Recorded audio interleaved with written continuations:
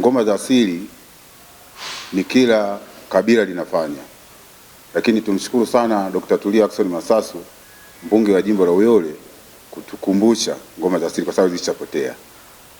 Jambo la kumshukuru, katuunganisha makabila 120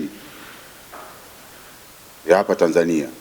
Lakini kama mnavyotambua kwamba Dr. Tulia sasa hivi ni rais wa mabunge duniani IPU, msije mkashangaa kwenye ngoma za mwaka huu mkakuta kuna ngoma zingine zimetoka nje ya nchi, kwa sababu yeye ndio anayetuunganisha dunia nzima.